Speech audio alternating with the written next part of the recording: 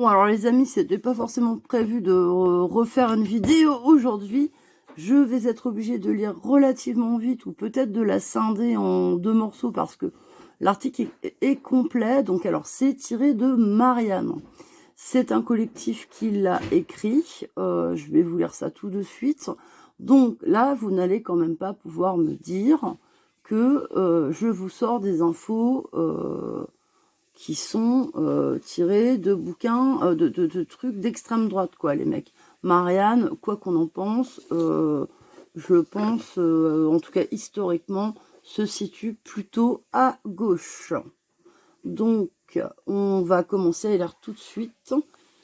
Alors, pour une république, pour une immigration régulée, républicaine et choisie. Je mets mes lunettes, ça sera plus facile. La Fonderie du Réel est un collectif de dirigeants, de hauts fonctionnaires, de professionnels venus du terrain, transfuges de classe pour la plupart. Dans cette tribune publiée par Marianne, il plaide pour une politique migratoire réaliste, tant du point de vue démographique que du point de vue de la sécurité, y compris culturelle. Nous partons d'un constat simple. Les problèmes du quotidien sont connus mais trop souvent ignorés. Notre objectif est de les faire remonter clairement, sans filtre, et d'y répondre avec des solutions concrètes, utiles et neuves. Je passe mon temps, moi, à vous dire que je pense que, comme en Allemagne par exemple, ils ont des examens, les nouveaux immigrés voulant avoir la nationalité allemande. D'abord, soit savoir parler allemand, parce que chez nous, vous savez, par exemple, nul n'est censé ignorer la loi. Je pense qu'en Allemagne, c'est pareil. Donc, il est quand même mieux de maîtriser la langue du pays où l'on arrive. Voilà, ça me semble un minimum. Et puis également, comment se tenir, quels sont les codes. Puisqu'évidemment, d'un continent à l'autre, les codes sont différents. Donc, je reprends la lecture. Et d'y répondre avec des solutions concrètes, utiles et neuves. Notre méthode, mener des entretiens approfondis avec des femmes et des hommes de la classe moyenne partout en France pour comprendre ce qu'ils vivent et ce qu'ils attendent vraiment. Nous parlons depuis le réel pour celles et ceux qu'on n'écoute plus. C'est-à-dire nous les amis. On est bien d'accord que nous,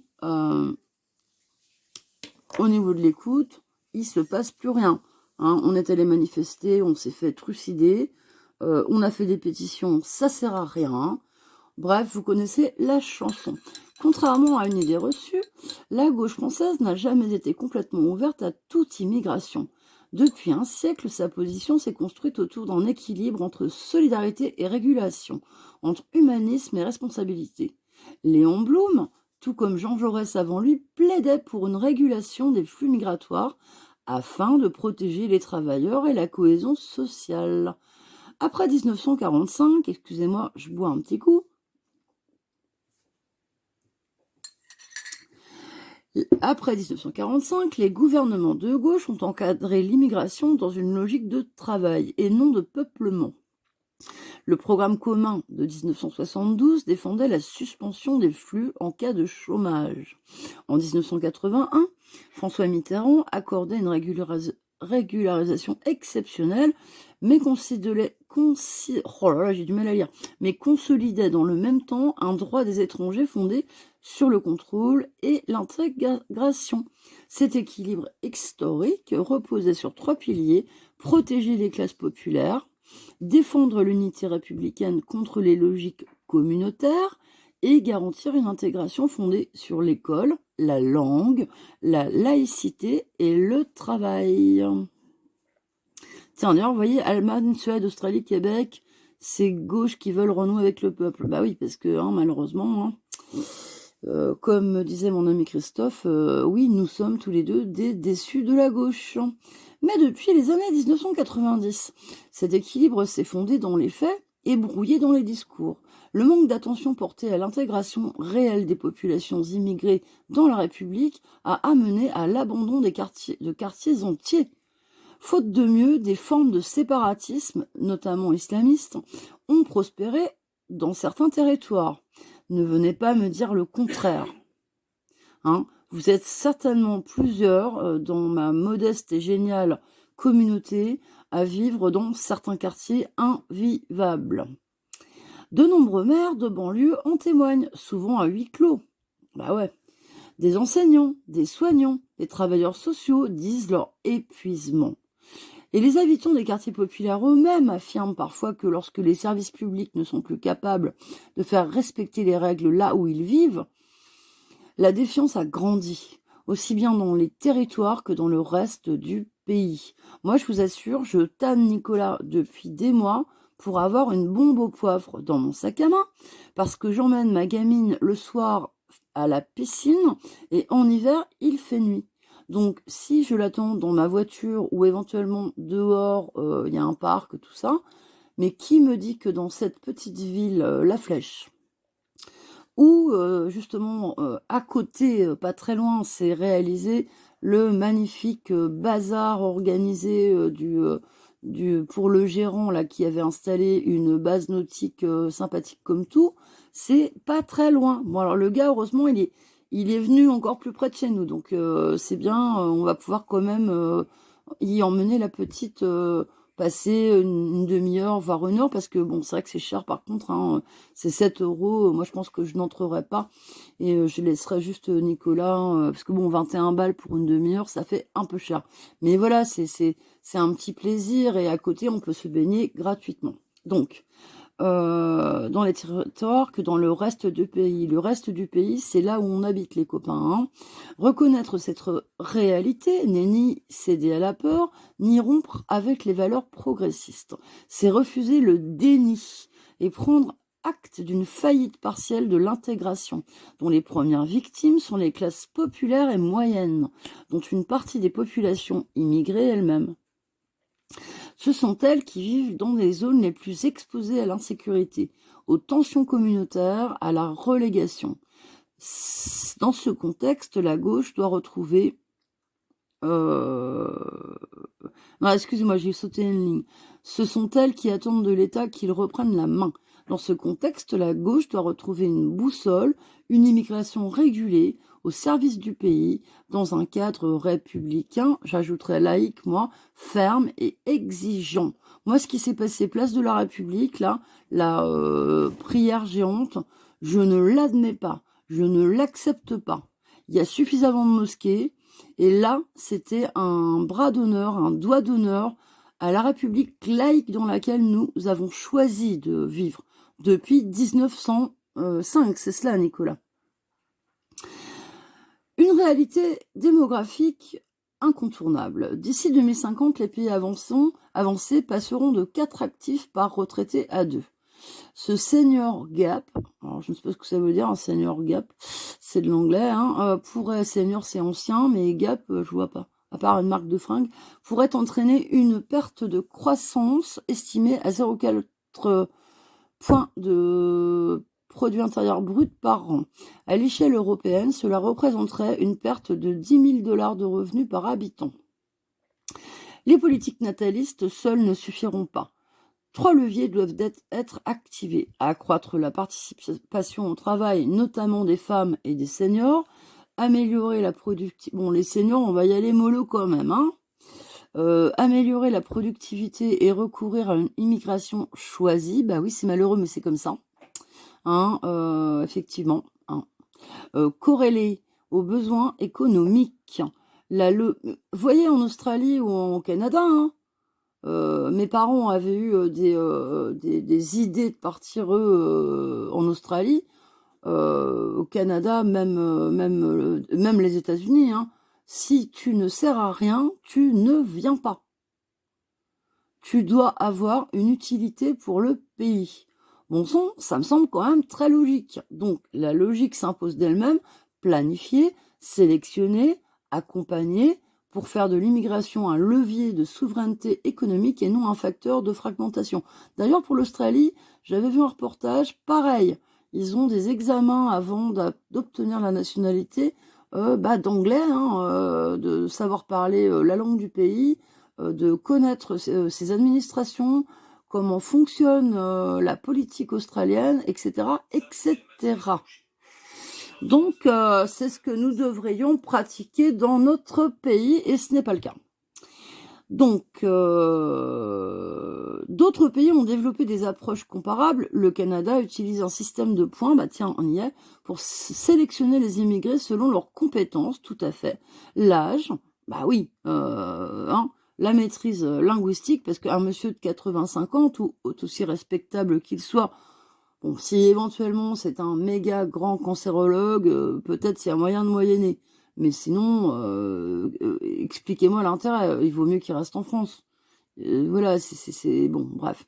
La maîtrise linguistique, leur capacité linguistique, parler anglais et québécois. Leur capacité d'intégration, donc français, québécois, il associe cette politique à un important effort d'accueil et de formation.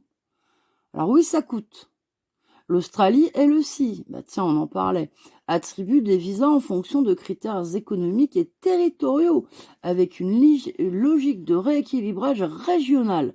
L'Allemagne, encore, bah oui, parce que j'avais pas tout lu, j'avais lu l'article en diagonale, a mis en place depuis 2020 des filières d'immigration pour travailleurs qualifiés, avec reconnaissance des diplômes, préparation linguistique et sélection ciblée par métier. La Suède, enfin, et bon sang, c'est pas raciste. On vous dit, on a besoin de gens, mais on n'a pas besoin de glandeurs. On a besoin de gens qui vont venir apporter justement une chance par leur présence à la France, et non pas la fameuse chance dont tout le monde parle actuellement. La Suède, enfin, impose une offre d'emploi préalable avec contrôle des conditions de travail, logement et respect des droits sociaux. Loin de l'hystérie de ces dernières campagnes électorales, l'Autriche a également mis en œuvre une politique d'immigration choisie et rigoureuse en 2011 via Werner Faymann, le chancelier social-démocrate de l'époque. Depuis lors, les emplois, je crois qu'il est mort en accident de voiture, lui, bourré. Depuis lors, les employeurs identifient les métiers en tension et les candidats sont sélectionnés dans leur pays d'origine sur la base de compétences précises. Avant l'arrivée, ils suivent des formations linguistiques et civiques, les amis, civiques, à distance. Des examens valident leurs acquis. Des parrains les accompagnent jusqu'à leur prise de poste, mais c'est magnifique. Cette logique commune à plusieurs pays de préparation et d'intégration proactive est bien plus efficace et républicaine que notre système actuel fondé sur des procédures kafkaïennes et des parcours d'obstacles. Elle donne du sens, fixe des repères et responsabilise toutes les parties. Pour une stratégie française cohérente, une politique française d'immigration choisie devrait reposer sur 4 piliers. D'abord, l'identification des besoins réels dans la santé, dans le bâtiment, la logistique, l'agriculture ou le numérique. Puis, la sélection en amont dans les pays d'origine selon des critères transparents. Entre parenthèses, qualification, motivation, aptitude à l'intégration. Parce que moi, quand je vois des petits mecs là qui arrivent, les nouvelles générations là d'immigrés, je déteste le terme migrant parce que c'est c'est un anglicisme. Donc, ce sont des immigrés. Moi, si j'avais avec Nico eu la chance de partir au Sénégal, j'aurais été une immigrée française, mais au Sénégal. Voilà. La formation préparatoire obligatoire à distance, langue, droit, culture républicaine, métier et enfin l'accompagnement localisé après l'arrivée, logement, mentorat, apprentissage, insertion professionnelle et sociale. Ce modèle suppose aussi un cadre républicain clair et assumé, c'est-à-dire respect de la laïcité. On en revient tout le temps là, parce que notre pays, on est très fiers de l'avoir, sauf qu'elle n'est pas respectée. Excusez-moi de revenir encore à ce qui s'est passé place de la République il y a quelques jours, je trouve ça à vomir. Égalité homme-femme, alors ça va être compliqué, neutralité dans l'espace scolaire, lutte contre les séparatismes. Il faut être inflexible sur ces principes, non par hostilité, mais parce qu'ils garantissent l'unité nationale. On peut venir d'ailleurs, mais vivre en France implique des règles communes. Il faut rappeler aussi que l'intégration n'est pas une utopie. Les immigrés de l'entre-deux-guerres, les Italiens du bassin minier, les Polonais, coucou mon ami, de la sidérurgie, les Arméniens de Marseille, ont, malgré les tensions, trouvé leur place dans la République. Missak Manoukian, héros de la résistance, mort pour la France, témoigne de cette possibilité. D'ailleurs, même au niveau littérature, connaissance du français, si vous lisez, vous avez cette chance de lire cette merveilleuse dernière lettre avant son peloton d'exécution faite à sa femme, voilà, c'est un français d'une beauté que peu d'entre nous maîtrisent aujourd'hui. L'accueil n'est juste que s'il s'accompagne de l'effort de devenir citoyen. Et oui les gars, c'est un effort. Une politique populaire progressiste et réaliste. Cette approche n'est ni laxiste ni réactionnaire. Elle réconcilie exigence et humanité, régulation et ouverture. Elle protège les classes populaires contre le chaos migratoire comme contre le repli identitaire. Elle remet la gauche en phase avec ses racines républicaines. Accueillir, oui, mais selon des règles claires, dans un projet collectif assumé. Les citoyens nous adressent une demande légitime de reconnaissance, de sécurité, de stabilité et de justice territoriale. Elle doit être entendue dans la façon dont les choses s'organisent demain. L'immigration devient un problème quand elle est subie, désorganisée, non accompagnée. Il est temps d'assumer un cadre, une méthode, une stratégie. L'État ne peut plus improviser. Il doit planifier, fixer des règles, expliquer les objectifs, évaluer les résultats. Ce n'est pas un renoncement, c'est un devoir. La diversité ne sera une richesse que si elle est organisée. Et la République ne restera une promesse que si elle redevient une puissance protectrice, lucide et cohérente. Voilà, c'était donc ce très très bel article de ce... Donc c'est la Fonderie du Réel qui est un collectif, voilà. Je vous remets là de dirigeants, de hauts fonctionnaires, de professionnels venus du terrain, tatata. Donc moi il me semble hyper cohérent et comme ça claquera le bec à certains qui viennent me proposer justement, puisqu'apparemment le RN manquerait soi-disant 2 candidats, d'aller m'y inscrire. Mais je ne suis pas un animal auquel on met un collier. Je n'ai pas besoin de maître. Alors moi, je peux pas, comme toi, Vincent, dire ni Dieu ni maître, puisque j'ai un Dieu. Voilà. Mais par contre, je n'ai pas de maître. À part moi-même, mon libre arbitre, qui m'est offert par, justement, ma religion. Et puis, après, j'ai des gens qui me font réfléchir autour de moi, bien sûr. À commencer par mon époux, mes enfants, 2 très bons amis, voilà, hein, avec qui on peut discuter, se prendre le bec de temps en temps, mais malgré tout, on est quand même d'accord. Bien sûr, c'est toujours agréable d'être en communication avec des gens qui ont des idées à peu près comme les nôtres. Hein. Bon, qui se foutent de nous un petit peu des fois quand ils disent « mais je te l'avais dit ». Bon, tu te reconnaîtras, Christophe, par rapport à qui je veux dire. Mais j'ai pas envie d'en parler. Voilà. Je vous embrasse tous, j'espère que cette lecture vous aura plu. Et n'oubliez pas, c'est Marianne. Donc là, je vous ai pas sorti ça de minutes, hein. De toute façon, ça n'existe plus. Mais aux valeurs actuelles, ou n'importe quel truc qu'aurait pu être un tout petit peu plus d'extrême droite. Voilà. Donc, en tout cas, moi, il m'a fait plaisir. Il me redonne espoir. Et j'espère que quand même, vous allez adhérer. Hein, quand même.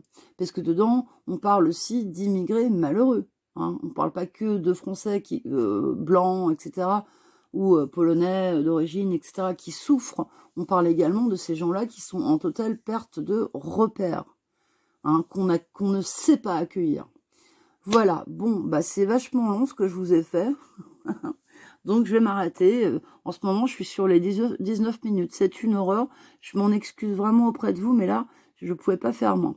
Je vous embrasse tous et cette fois-ci, je vais essayer de ne pas refaire de vidéo, même si encore 2 ou 3 se tirent. Sachez bien que ce n'est pas grave. Je vous garde quand même ma tendresse. Et si vous voulez revenir, vous serez toujours les bienvenus. Allez, ciao, ciao. Bonne soirée.